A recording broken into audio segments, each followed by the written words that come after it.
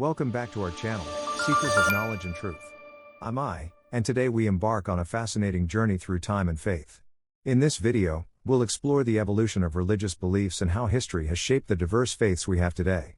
Get ready to dive deep into the intriguing world of spirituality.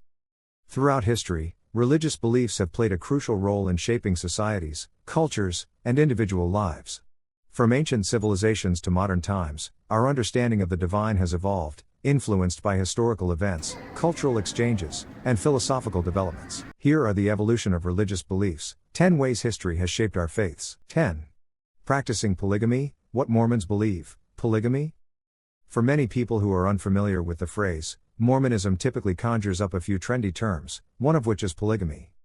Actually, polygamy is currently prohibited by living prophets of the Church of Jesus Christ of Latter-day Saints since it has lost popularity with the Mormon Church. The Church did engage in polygamy in the early 1840s. This practice was widely acknowledged in the Bible and in many other societies all over the world. Within 50 years, Joseph F. Smith, Smith's nephew and the Church's president at the time, forbade the practice and threatened excommunication for both participants and any church employees who carried out the rituals. Even if there is a gap in religion today, some of the more fundamentalist and extreme Mormon organizations still believe it to be canon. The Church of Jesus Christ of Latter-day Saints' official position still categorically prohibits the practice. 9. Slavery is God's will. How did Christian slave owners justify slavery? Throughout history, there have been many changes in the attitudes of many global faiths about the institution of slavery. To cut a very long tale short, there is no one method to sum up the beliefs of any significant religion towards slavery without splitting it into several periods and sects. Slavery has been both the most demonic evil in canon and, at other periods, a divine right of the chosen people, with its practices being recorded in holy writings. One idea that has been widespread across many religions, including Islam and Judaism, is that there is written theology that dictates how to treat slaves based on the slave owner's religion. For both Jewish and non-Jewish slaves, the early Quran specifies two different methods of treatment, as does the Hebrew Bible. 8. Christians go to heaven or hell. Jesus didn't believe in hell? The ideas of heaven and hell are rather recent, believe it or not. Even more recent are the precise depictions of blazing pits and hazy meadows in the sky. For instance, neither the Bible nor the Quran include any significant information concerning paradise or hell. The two books firmly affirm the human soul's boundless potential, but they don't go into much detail on what happens to it. There are several hazy references to its redemption following a life spent serving the Lord, but there isn't a lot of language about paradise and hell. The concept of the hereafter only started to change in the centuries that followed the completion and widespread use of the Bible. Since these people believed that the soul was immortal, they thought, well, okay, so our soul will go to heaven to be with God, but then they realized, well, what about the people who are not on God's side? Theologian Bart Ehrman said in an interview with Terry Gross, "They'll be penalized if we're rewarded, I suppose." And that is how the concept of hell, which is the location where souls go to be punished as opposed to those who go to paradise to be rewarded, begins to take shape. Concepts of the great beyond have evolved along with people's and religious leaders' theories about what occurs in the next life. 7. How many gods are there? Polytheism in the Bible? Nearly all of the world's main faiths started out as polytheistic in some fashion, even if many of them are now monotheistic, or believe in the presence of just one deity. Judaism is a good example. Today, it only prays to Yahweh, the same one deity that Islam and Christianity revere. However, many of Judaism's early adherents revered Yahweh as the one God above all others, implying that there were other deities to be placed above. For instance, polytheism was prevalent in pre-Judaic Canaan, with a number of gods known as Baals receiving devotion. Yahweh was at first regarded as only another divinity, even after Judaism came into the scene. As societies continued to wage battle, Yahweh became to be revered above the others. Over time, every Baal merged into one, and that one Baal turned into the archenemy of the one true God, Yahweh. 6. And how many can I worship at once? The pagan origins of Christianity. Even when so-called monotheistic faiths started to diverge from their polytheistic predecessors, the rival ideas frequently did not clash with such ferocity. There are many instances of recently formed faiths sharing worship throughout history. The long-term cohabitation of Celtic paganism and Christianity in Ireland is a well-known example.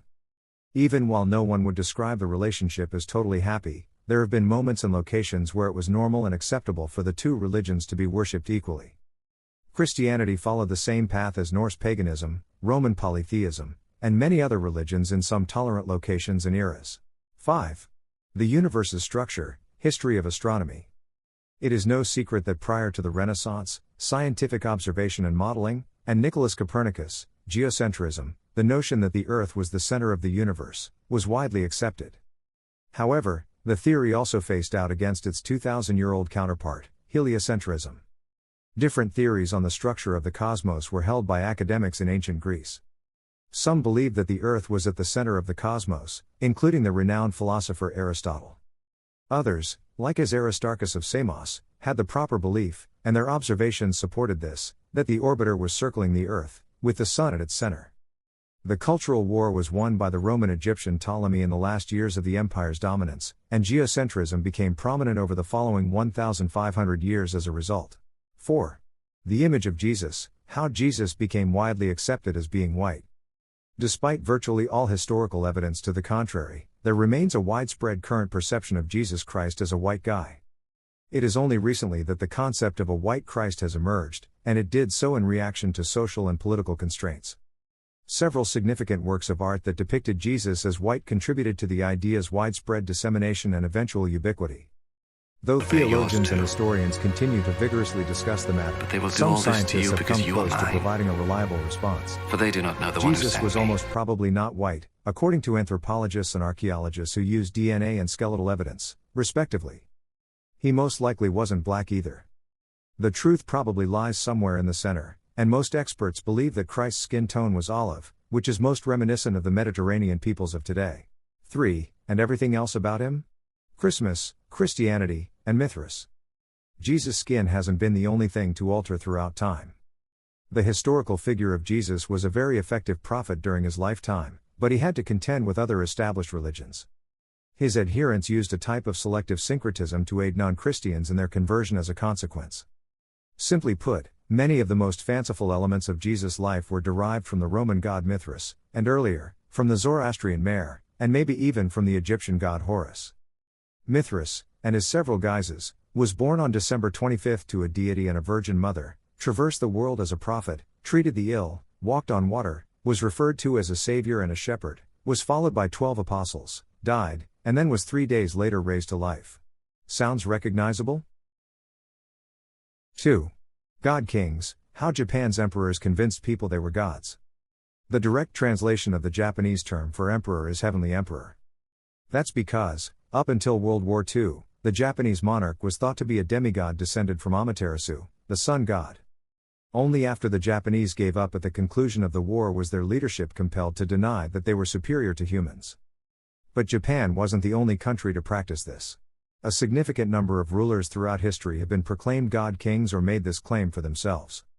Examples include the Roman rulers, Iranian shahs, and Egyptian pharaohs. Some people still hold on to their convictions today, including those who think that the Japanese monarch never really denied his divinity. 1. Whatever is convenient, West Wing and Bartlett and the Bible. In the end, every major world religion has undergone hundreds of changes throughout history, from significant tenets to minor recommendations. Therefore, it's crucial to emphasize that these adjustments don't have to minimize or denigrate faiths. As societies changed, beliefs grew as well, and generally speaking, these were positive developments. It is no longer universally recognized to practice slavery, despite what many old religious writings still claim. The custom of stoning someone who offends you is no longer widespread. Menstruating women are no longer required to conceal themselves in huts outside of settlements. Wool and linen can both be worn at the same time. On the same farm, several crops might be grown. These modifications have demonstrated the genuine adaptability of faiths, not via absolutism but rather through sympathy and flexibility. Thank you for joining us on this captivating exploration of the evolution of religious beliefs. Remember, the history of faith is a testament to our ongoing quest for meaning, understanding, and connection to something greater than ourselves. Stay tuned for more enlightening episodes on our channel, where we continue to explore the fascinating interplay between history, spirituality, and human experience.